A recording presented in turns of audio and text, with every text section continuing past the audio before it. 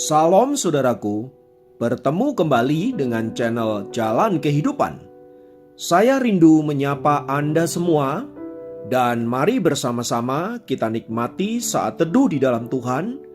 Mari kita merenungkan firman-Nya dan sebelum kita menikmati berkat-berkat-Nya, mari kita berdoa.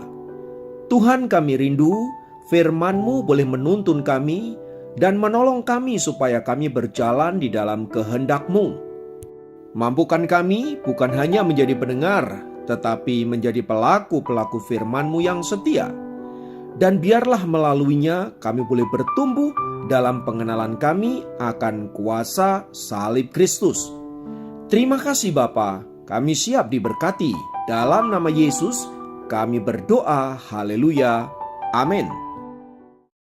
Firman Tuhan kali ini terambil dari 1 Tesalonika 5 ayat 24. 1 Tesalonika 5 ayat 24 berkata, "Ia yang memanggil kamu adalah setia. Ia juga akan menggenapinya." Saudara, masih percayakah Anda dengan cinta sejati? Bagi beberapa orang, cinta sejati adalah omong kosong. Mereka yang menganut hal ini bahkan ada suatu istilah yang mengatakan, ada uang, abang sayang. Tidak ada uang, abang ditendang.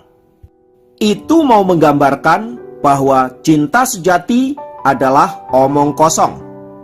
Terlebih di era seperti sekarang ini, saudaraku, di mana segala sesuatunya dinilai dengan materi, maka untuk mendapatkan sebuah cinta yang sungguh-sungguh tampaknya memang sangatlah sulit. Sebab memang gak cukup hanya modal cinta. Hidup perlu makan, hidup perlu dandan, hidup perlu bersenang-senang, dan semuanya itu bicara tentang uang. Masa hanya disuruh cinta doang? Hidup ini kan realistis. Ya saudaraku, memang ada begitu banyak alasan untuk menyatakan bahwa cinta tanpa uang adalah omong kosong. Namun demikian, masih ada sedikit orang yang percaya bahwa cinta sejati itu masih ada. Cinta ini tidak diukur oleh materi. Cinta ini bahkan rela berkorban. Cinta ini juga berbicara tentang kesetiaan, tidak mudah jatuh oleh berbagai-bagai godaan dan rayuan. Salah satu orang yang meyakini bahwa cinta sejati itu ada adalah Sumarni. Pada tahun 1949, Sumarni bertemu dengan seorang pemuda yang bernama Muharram Kolopaking. Keduanya lalu jatuh cinta dan tidak lama setelah itu mereka bertunangan. Namun pada tahun 1951, Muharram Kolopaking ada panggilan studi ke Belanda dan mau tidak mau dia harus meninggalkan Sumarni sendirian. Dan karena jarak yang begitu jauh dan alat komunikasi yang masih sangat terbatas, maka mereka berdua tidak pernah lagi kontak. Sumarni tidak pernah tahu kabar tentang Muharram Kolopaking. Apa yang dilakukan kekasihnya di negeri Belanda?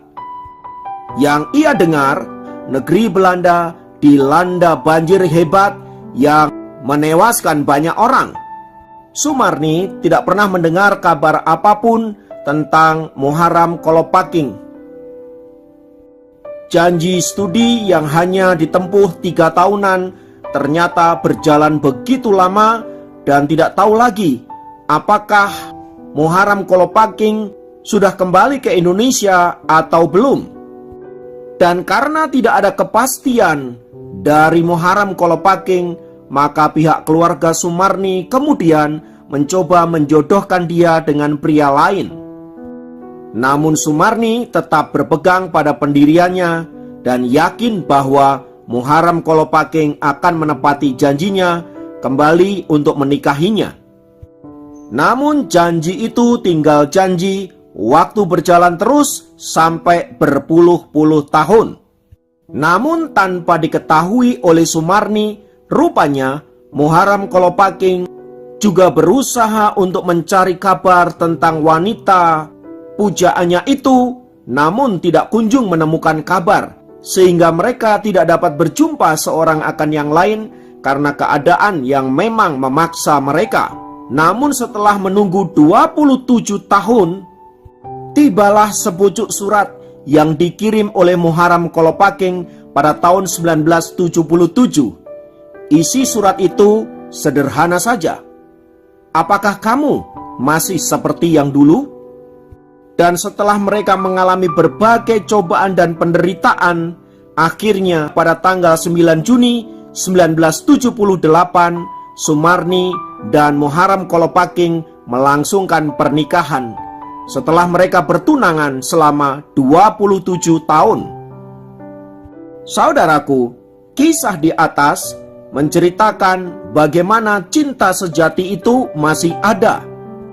Penantian yang begitu panjang dan godaan yang terus bergelora dalam kehidupan kedua orang itu ternyata tidak menghalangi cinta mereka, kesetiaan mereka, dan bahkan kerelaan mereka untuk menunggu selama 27 tahun. Memang kisah cinta ini tergolong langka, sebab sangat jarang sekali ada orang yang begitu setia dengan pasangannya, bahkan sebelum mereka terikat pernikahan.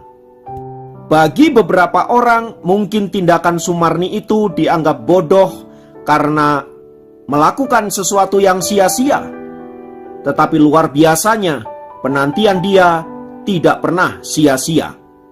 Kesetiaan yang ia tunjukkan kepada Muharram Kolopaking membuahkan hasil, sehingga mereka kemudian menikah dan bahagia. Tapi yang tidak kalah hebatnya adalah Muharram Kolopaking. Bagaimana ia juga dengan setia menanti kekasihnya itu, bahkan berusaha mencarinya. Dan upayanya untuk mengejar cintanya itu ternyata tidak sia-sia. Kesetiaannya, penantiannya sekarang telah digenapi dan ia menemukan kebahagiaan bersama wanita pujaannya. Saudaraku, firman Tuhan di atas berbicara tentang Allah yang kita miliki adalah Allah yang setia. Kesetiaan Allah itu melebihi kesetiaan Sumarni terhadap Muharram Kolopaking. Antara Sumarni dan Muharram Kolopaking, mereka setia karena mereka memang memiliki tujuan, yaitu cinta mereka. Mereka kemudian dipersatukan karena memang mereka posisinya masih single. Bagaimana bila salah satu di antara mereka mengingkari janji mereka? Masihkah mereka akan tetap mencintai pasangannya itu? Sementara kasihnya Allah tak terbatas oleh apapun. Kesetiaan Dia tidak dibatasi oleh apapun. Bahkan ketika Anda dan saya tidak setia, Allah tetaplah setia. Ia sendiri yang mengatakan, Ia yang memanggil kamu adalah setia, dan Ia juga akan menggenapinya. Artinya dengan kata lain, Ia memegang janji firman-Nya, dan firman-Nya itu akan digenapi di dalam diri Anda dan saya. Bahkan sekalipun Anda dan saya tidak setia, Ia tetaplah Allah yang setia. Ini adalah contoh dari cinta sejati, saudaraku. Cinta sejati tidak memandang siapa yang dicintai. Bahkan sekalipun ia melakukan tindakan-tindakan yang melukai, menyakiti, bahkan mengingkari cinta mereka. Seorang yang punya cinta sejati, ia akan melupakan semua itu dan tetap menunjukkan cintanya. Dan itu hanya bisa dilakukan oleh Allah saja, saudaraku. Dan Ia telah menunjukkan cinta dan kesetiaannya itu melalui Tuhan kita Yesus Kristus, yang sebentar lagi akan kita peringati dalam momen Natal yang kudus. Kedatangan Yesus ke tengah dunia mau menunjukkan betapa Ia sangat mengasihi manusia berdosa. Kedatangan Ia ke dunia juga untuk menunjukkan bahwa Ia adalah Allah yang setia dengan janjinya. Ribuan tahun yang lalu Ia telah berjanji untuk membawa keselamatan bagi orang-orang berdosa. Dan sekarang janji itu telah digenapi di dalam diri Yesus Kristus. Pertanyaannya adalah, bila kita punya Allah yang setia, dan karena kesetiaannya itu Ia rela lahir di tengah-tengah manusia yang penuh dengan dosa, bahkan Ia merendahkan diri begitu rupa, menjadi seorang hamba dan mati di atas kayu salib, hanya untuk menunjukkan cinta dan kasih-Nya kepada saudara dan saya. Untuk semua itu, apa balasan kita? Apa respon kita? Bila untuk manusia yang mengasihi Anda dengan kasih yang tidak kekal, tapi Anda rela berkorban, bagaimana dengan Allah yang mengasihi Anda dengan kasih yang kekal? Kasih yang tidak mengukur siapa diri kita. Bahkan Ia tetap setia sekalipun Anda dan saya tidak setia. Tidakkah seharusnya kita lebih lagi bersyukur kepada Tuhan, lebih lagi mengasihi Dia, lebih lagi melayani Dia, lebih lagi mau berkorban untuk Dia? Dan melalui renungan ini, saudaraku, kita diingatkan bahwa ada satu pribadi yang setia terhadap saudara dan saya. Ia sangat mengasihi saudara dan saya, dan Ia saat ini datang ke dalam kehidupan saudara dan saya, dan mau tinggal di dalam hidup saudara dan saya. Mari kita merespon kasih Allah dan kesetiaannya dengan hidup kudus di hadapan Allah, dan juga setia melakukan kebenaran firman-Nya, supaya dengan demikian kita layak disebut sebagai anak-anak Allah yang Maha Kudus, yang layak untuk masuk dalam kerajaan surga yang mulia. Tuhan kiranya memberkati. Mari kita berdoa. Tuhan, kami bersyukur karena kami punya Allah yang setia. Sekalipun kami seringkali tidak setia, namun itu tidak pernah menggagalkan kesetiaan-Mu terhadap kami. Betapa kami seharusnya malu dan bersyukur serta setia kepadamu. Maka sekarang Tuhan, pimpinlah hidup kami, tolonglah kami agar kami menjadi anak-anak-Mu yang juga setia kepadamu. Terlebih menyambut momen Natal ini, biarlah kami mengisi momen ini dengan semakin sungguh-sungguh introspeksi diri dan senantiasa mengasihi Engkau dalam hidup kami. Terima kasih Bapa untuk kebenaran firman-Mu, kami naikkan syukur, dan biarlah sepanjang hari ini Tuhan senantiasa menyertai kami, memberkati kami, dan apapun yang kami kerjakan, biarlah Tuhan membuat berhasil. Terpujilah nama-Mu, dalam nama Yesus kami berdoa dan bersyukur.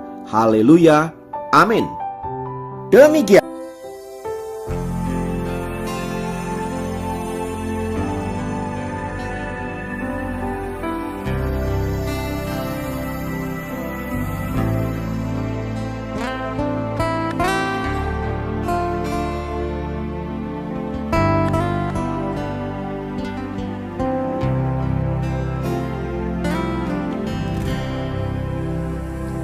Seperti rusa yang